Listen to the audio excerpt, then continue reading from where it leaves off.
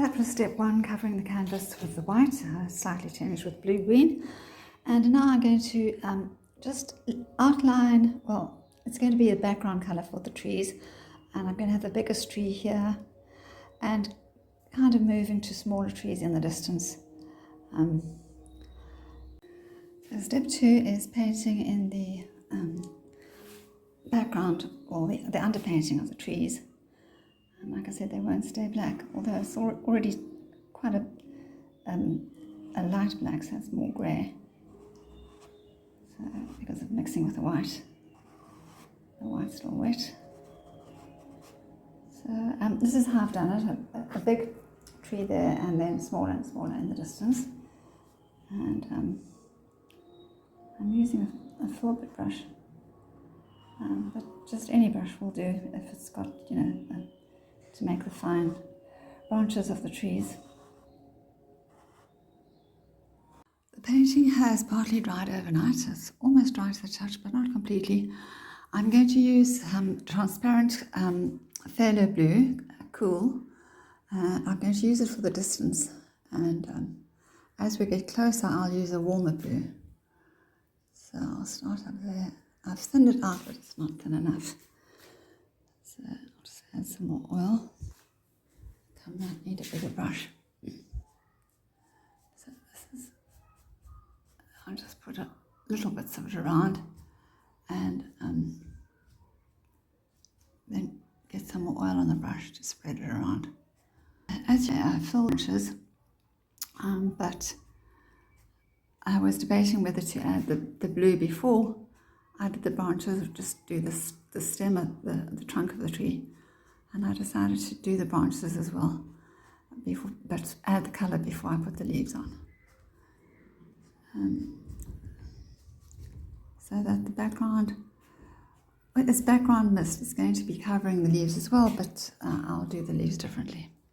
I've covered the top and the distance with the cool phthalo blue, and now I'm covering the area which is closer to the foreground with warm, transparent ultramarine blue.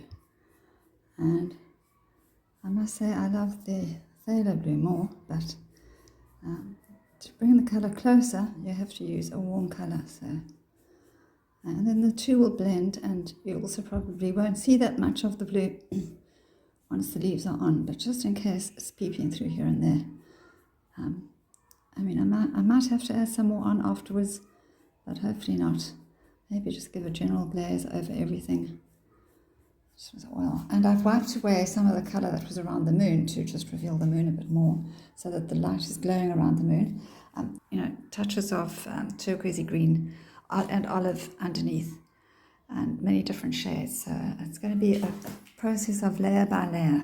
You can see as I add in the bits of blue first, and then I paint them in, and sometimes I smudge them over the branches. It doesn't really matter because the branches are not going to be defined. I just don't want the sky to be too greyed. And I'm happy for the blue to go on the tree, because that's going to become many shades anyway, of different browns and different hues. So, but I don't want the air to be too grey. So I'm using this big filbert brush with a lot of oil on it, just to blend everything in. With a little of the warm ultramarine blue, I'm also going to add some colour onto the rocks to bring this dull sort of black grey forward a bit. And maybe one layer won't make a difference, probably won't, because it's transparent colour. But I could use some, I've got some cobalt blue. So that's a bit deeper, make different shapes. Different parts of the rock will recede, and some will pop forward. Shadows. And it's interesting because I used black, a lamp black and white, and it's made quite a lovely warm greyish, almost brownish shade mixed with the white. I suppose it's grey, but it looks brown in certain light. Now with the Viridian hue, which is a cool transparent colour, I'm going to do the foreground here of the ground basically. And you know, for the foreground you need a warmer colour, but this is going to be covered by leaves. So this will be the background colour of the foreground. And just to give that transparent look, I might mix some of it in there with blue. It's kind of in between blue and green. It's depending, sometimes it looks more blue, sometimes it looks more green. But either way, it's a very pretty colour. That's the background now. And I need to just wipe away a bit more of this blue around the moon. And because I've used white underneath, that does kind of neutralise these cool colours so that they're not completely cool there, because white is intermediate, so it kind of neutralises them a bit. And now I want to add a path, but I don't want to paint in the path. I'm going to just make a mark here so that the path goes, just a thin path, through these trees, through the rocks, over the rocks, and into the distance. I don't know if I remember it there, but that's basically, I think, the best for now. Although the paint is wet, I'm going to continue adding the leaves now. And so with this viridian green, viridian hue, I'm going to just start putting in the leaves that will be underneath. If the paint actually will stick, because there's a lot of oil on here. And I'll just add them randomly all around the branches. Because as you can see from that tree, there's a lot of leaves on the olive tree. I added in the bunches of leaves. I'm not completely finished yet, but then the round brush makes the shape of the leaf for you. And in the front, in the foreground, I want the leaves to be clearly visible, but you don't see the leaves up in the tree, and especially not in the misty moonlight. So I am just kind of blurring over them. And anyway, this is just the underpainting. And then you'll see a few of the olive green, shiny, silvery grey leaves on top. Just so that you can see how I'm going to get that really full look. And then these trees, as they get further and further away, will be even more blurry. After completing the leaves, I added some more phthalo green to those leaves in the distance. And then I also used the phthalo green to make some fallen leaves and some blades of grass, and then I blurred them all together with a big filbert brush. I did the same on the leaves, and I will leave this to dry, and when I come back I will just add individual little olive green leaves and brighter blades of grass. And I also added some white to the rocks to make the different shades and shadows in the rocks. I added some white to the moon and around the moon, and just blurred it all together, softened it so that it's got this, so the whole painting is covered with this hazy effect. Obviously this green is too bright in the foreground, and it will be dulled down quite a bit with the sap green and olive green. I've softened the leaves all over, but I didn't like the fact that this tree had grown too big, and this one as well, and I wanted this one to be much more in the distance, so I have wiped away a lot of that green foliage. And with the phthalo blue, I'm just going over it. And if that works, fine. If it doesn't, then I'll have to go over it with white. But I've wiped away as much of it as I could. And I'll just use this in a thinned out way. And if it makes a turquoisey colour, that's fine. I spread the phthalo blue everywhere, but I didn't really like the actual tone, so I've covered it with a bit more white to soften it and make it look more of a moonlight sky. And we'll see how that dries. I need to just do that white inside the moon as well. A little bit more white in there.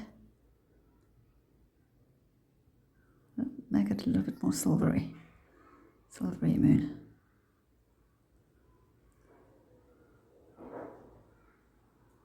Well, actually, now that I'm there, I'll just cover the whole thing and put some other colours in later.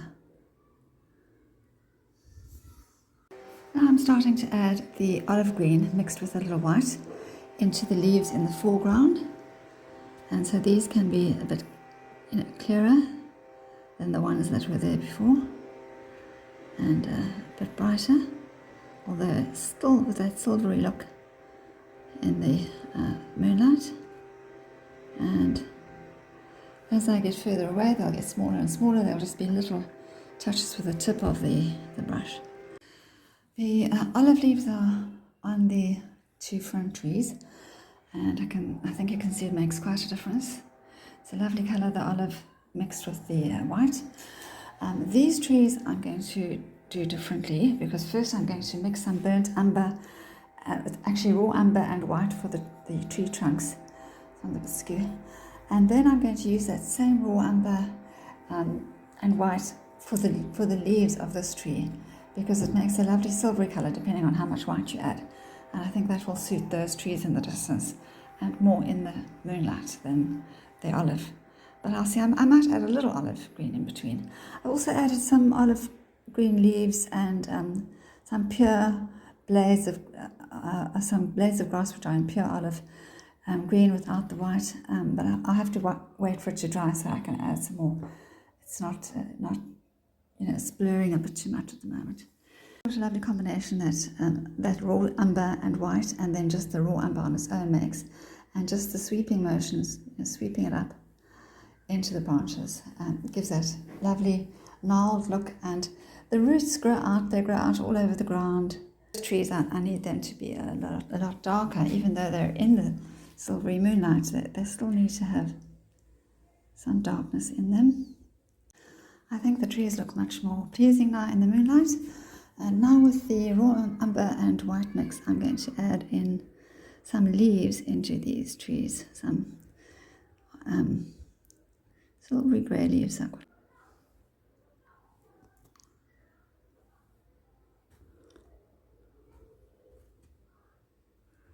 I can sort of see where the underpainting of leaves are, although I smudged them completely, blurred them to soften them. I think that will look much nicer. I've added in a bit more white around the moon. The blue was just too blue, and this tree I felt had just spread down too far and it needed to be shortened, so I've smudged it away with a piece of paper towel, and then I've painted over it in white. Leave that to dry, and then I'll come back and put a bit of blue and a bit of green around it.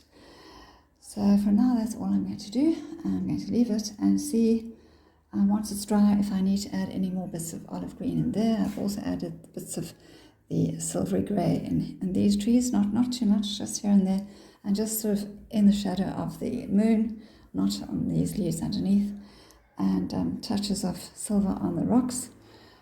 Just again the ones that are closer to the moon, reflecting the moon, not those in the distance. And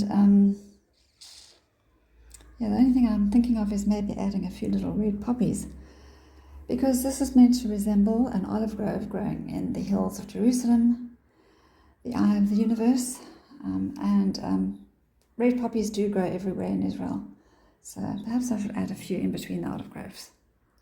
The colours show up better in this room, in this light. It's a bigger window behind me than in the room where I'm painting now. So I think they look prettier here, but I just want to show you what I've done, because I couldn't show you every step. I couldn't show my viewers every step of the last bits that I was doing, because it makes the video too long. I added more leaves here and there. I made these trees smaller. I added more leaves and some poppies around there, and I added poppies throughout. Not too many, hopefully, just here and there. Just to add a little bit of red and orange. And then I added, I made the moon a bit whiter, a bit of blue in it, a bit of shade, different shadows. And then I spread the white light out a bit more.